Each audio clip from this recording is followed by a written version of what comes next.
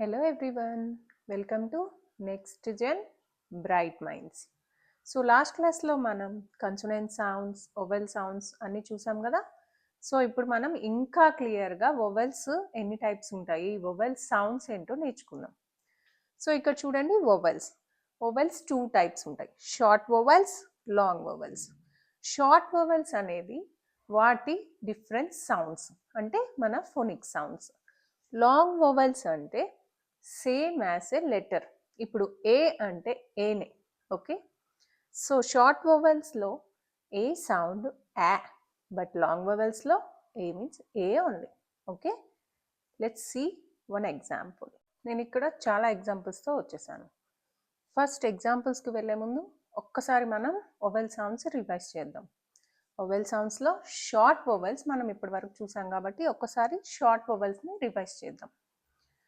A sounds A, E sounds A, I sounds E, O sounds A, U sounds O. Okay, ఇక్కడ వరకు clear అయింది కదా.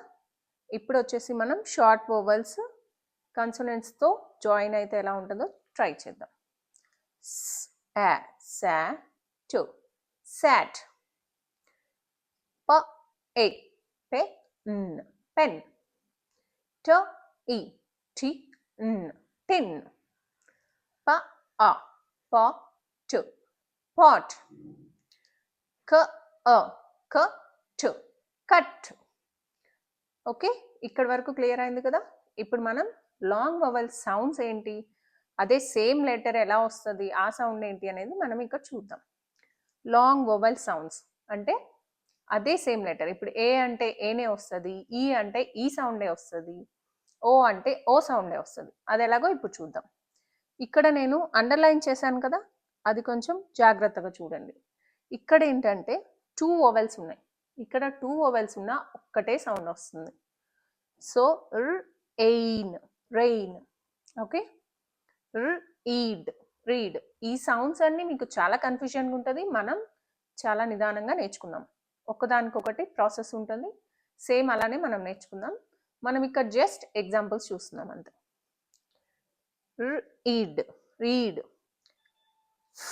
I, ఫై, fine. ఇక్కడ ఈ అనేది సైలెంట్ ఉంటుంది. గ, ఓ, గో, టు, గోట్. బ, ల్, బల్, యు, బ్లూ. ఏ, ఇక్కడ చూసారా, ఏ అనేది ఏనే వచ్చింది.